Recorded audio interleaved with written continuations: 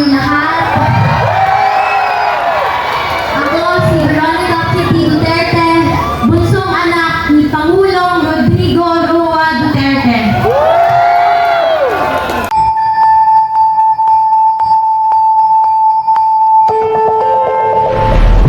Veronica Kitty Duterte!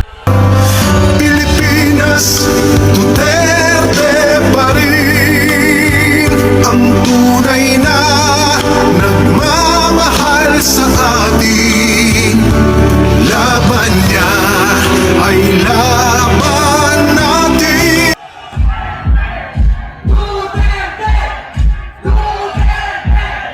Duterte!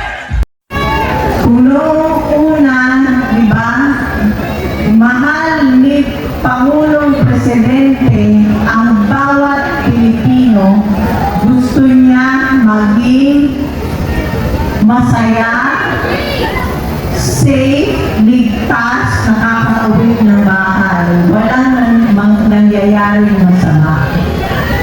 Sana ho, suportahan ninyo ang mga kandidato ni Pangulong Presidente Duterte, Presidente Duterte, Rodrigo Duterte, 10. Nakikiusap po ako at yung sa mga darating na mga araw, maging mapagmatsyag po tayo lalo na sa araw ng eleksyon.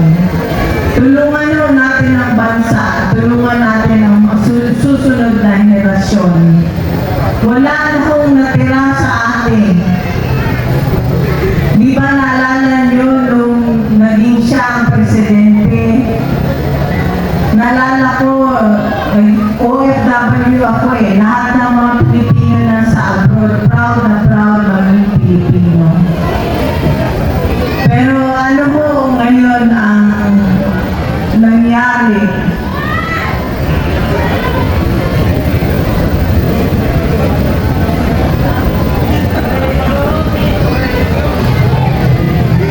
Kung kayo ang nasa sitwasyon namin nung nandun kami sa Villamor, parang hanggang ngayon nananaginip pa rin ako. Parang hanggang ngayon hindi pa rin ako makapaniwala. Gusto ko humingi ng tulong, hindi ko alam kung saan.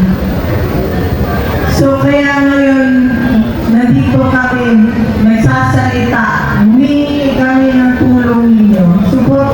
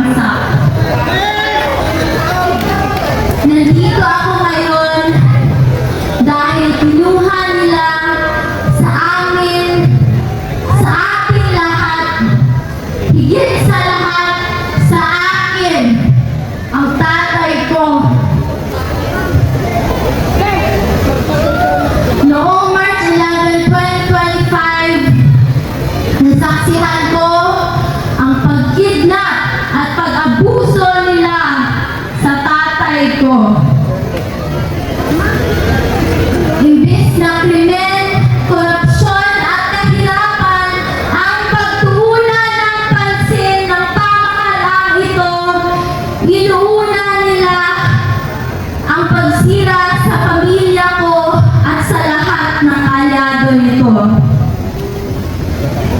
Pumili tayo ng matino at matapat sa paglilingkod kasi kung hindi, kawawa tayong lahat at ang mga susunod na henerasyon.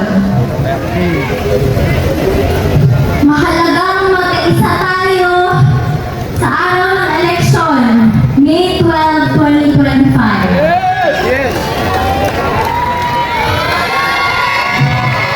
Supportahan natin ang PDP laban sa Senatorial Slate o mas kinikilalang Duterte.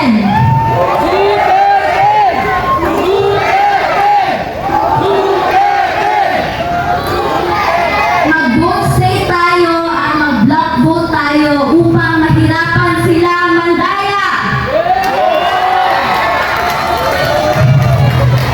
To the OFWs, to the Filipino communities who took care of us, you have my love, respect, and gratitude. Sa katauhan na nagpakita o walay undang na paghigugma o pagsuporta, daghang salamat kay Joaquin Nino Biae. Kamo ang nagapakusog sa amo tanan. May aabot ako na personal na mensahe ng tatay ko sa bawat Pilipino. Sabi niya, I did what I could for my country. And you are all in my heart. Pangalawa, ang sabi niya, kung kakalimutan niyo lang rin ang Duterte, kalimutan niyo na lang rin siya. Mga kababayan, huwag natin kalimutan ang bilin ni Tatay Digong.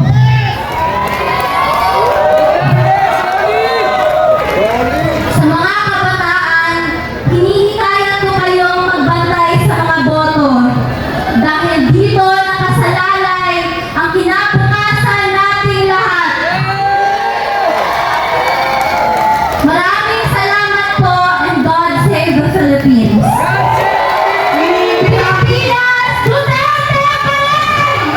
Duterte! Duterte! Inimbitahan ko po lahat ang Team Sultan!